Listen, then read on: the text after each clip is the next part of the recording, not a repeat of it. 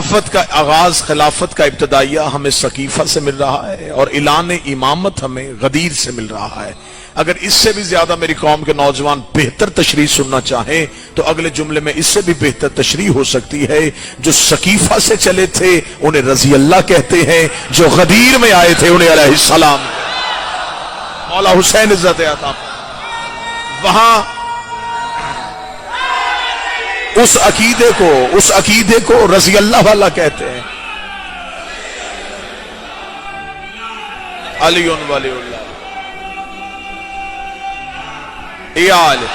وہ نظریہ ہے رضی اللہ کے لیے، یہ ہے علیہ السلام کے لیے۔ لہٰذا ہمیں قطعاً کوئی پریشانی نہیں ہے۔ بل وہ نہیں ہوتا جو اسمبلی میں لکھا جائے، قانون وہ ہوتا ہے جو اللہ کی کتاب میں لکھا جائے۔ جنہیں اللہ سلام کہتا ہے انہیں علیہ السلام کہا جاتا ہے۔ لیکن اگر یہ بل پہلے تو یقیناً یہ پاس نہیں ہوگا، کیونکہ اس ملک میں قومی ادارے بھی چاہتے ہیں کہ فرقہ واریت نہ پھیلے، لیکن اگر یہ بل آ بھی جاتا ہے تو ہمیں بحث کرنے کا موقع مل جائے گا۔ ہم پھر اس ملک میں کہیں گے کہ قانون بنانا پڑے گا، تمہیں جبریل کو رضی اللہ کہنا پڑے گا، میکائیل کو رضی اللہ کہنا پڑے گا، اسرافیل کو رضی اللہ کہنا پڑے گا۔ اگر تم جبریل کو علیہ السلام کہو گے تو پھر ہم کتابوں میں ثابت کریں گے جسے تم علیہ السلام کہہ رہے ہو یہ زہرا کے دروازے پہ کبھی درسی بن کے آتا ہے، کبھی فقیر بن کے آتا ہے، کبھی یتیم بن کے آتا ہے۔ پھر مسلمانوں ڈوب کے مرنا چاہیے۔ نوکر علیہ السلام ہو تو مالک رضی اللہ نہیں ہوتا۔ اگر نوکر علیہ السلام ہو، لہذا نظریہ خلافت کا ابتدائیہ ہمیں سقیفہ بنی سعدہ سے ملتا ہے اور امامت کا اعلان ہمیں غدیر سے ملتا ہے۔ جھگڑا کھل کے سامنے تب آ گیا جب خلافت والے نے امامت والے سے بیعت مانگ لی۔ تمہید آپ نے ساتھ دیا ہے، اب نتیجے تک آپ کو ساتھ دینا پڑے گا۔ اصل اختلاف تب شروع ہوا جب خلافت والے نے بزور بازو، طاقت کے زور پہ امامت والے سے بیعت مانگی۔ اس سے پہلے بھی خلافت والے بیعت مانگ چکے تھے لیکن انکار سن کر چپ ہو گئے تھے۔ اب یہ جو بیٹھا تھا یہ انکار سننا نہیں چاہتا تھا، اس نے تخت پہ بیٹھ کے کہا کہ میں بیعت چاہتا ہوں، پھر زندگی قربان کروں حسین تیرے چھوٹے مگر جامع جملے کے۔ حسین نے جملہ چھوٹا کہا لیکن قیامت تک کے لیے حسین نے حالات کو گھیرے میں لے لیا۔ حسین ابن علی نے ولید کے دربار میں کھڑے ہو کے یہ نہیں کہا کہ میں اس کی بیعت نہیں کروں گا، حسین یزید کی بیعت نہیں کرے گا۔ حسین نے کہا اس سے کہہ دے مجھ جیسا تجھ جیسے کی بیعت نہیں۔ کتنا بہترین جواب تھا حسین ابن علی کا، کتنا جامع جواب تھا حسین ابن علی کا۔ مولا حسین نے فرمایا اس سے کہہ دے مجھ جیسا تجھ جیسے کی بیعت نہیں کرتا۔ جب حسین نے مجھ جیسا کہہ دیا تو اب یقین کرنا پڑے گا کہ حسین اکیلا نہیں، جو قریب بیٹھے زحمت کرنا، حسین جیسے کئی اور بھی ہیں، یزید بھی اکیلا نہیں، یزید جیسے بھی کئی اور ہیں۔ حسین ابن علی نے کہہ دیا مجھ جیسا تجھ جیسے کی بیعت نہیں کرے گا۔ یہ صرف حسین کا جواب نہیں تھا، یہ نظریہ امامت کا جواب تھا۔ اور جو ادھر سے سوال ہو رہا تھا وہ اکیلے یزید کا سوال نہیں تھا، وہ نظریہ خلافت کا سوال تھا۔ اس لیے ہم صرف یزید کو مرد آباد نہیں کہتے، یزیدیت کو مرد آباد کہتے۔ ہم صرف حسین زندہ باد نہیں کہتے، حسینیت زندہ باد کہتے، کیونکہ حسین فرد کا نام نہیں، نظام کا نام ہے۔ حسین بھی ایک نظام کے نمائندے تھے، یزید بھی ایک نظام کا نمائندہ تھا۔ اکثر شیعہ ممبر سے کچھ احباب پڑھ دیتے ہیں حسین بیعت نہیں کر رہے کیونکہ یزید فاسق اور فاجر تھا۔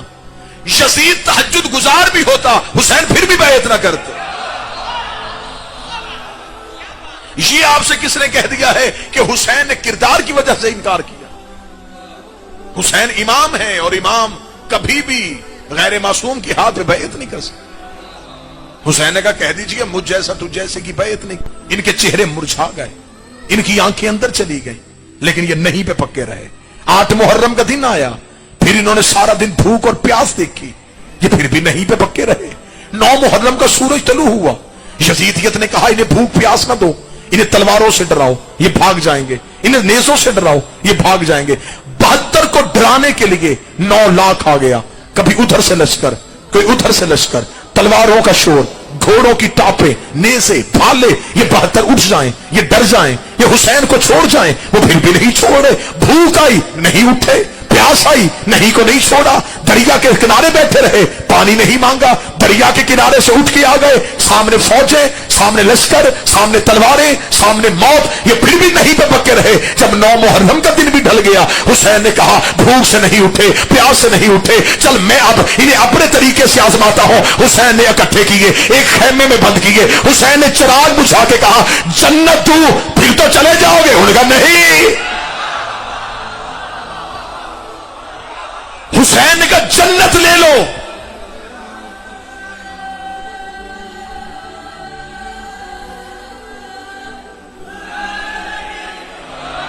जन्नत ले लो, चले जाओ।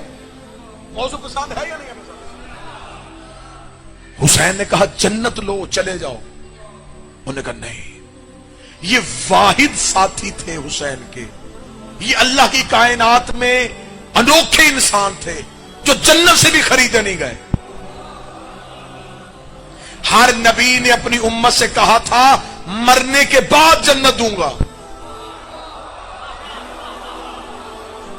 हुसैन सामने जन्नत रख के बैठे, ले लो, उन्होंने कहा नहीं। वो जन्नत के लालच में भी नहीं आ रहे, जन्नत ललचाती हुई नजरों से हुसैन के साथियों को देख रही थी। कोई एक बंदा हो जो सतर की कीमत दे। जन्नत की ख्वाहिश थी कि ये मुझे कबूल कर लें, वो फिर भी जन्नत को नहीं देख रहे थे। 9 लाख ने कहा भूख, प्यास, लश्कर, ताकत, रोब, इक्तदार, तलवारें, मौत, ये फिर भी नहीं डर रहे।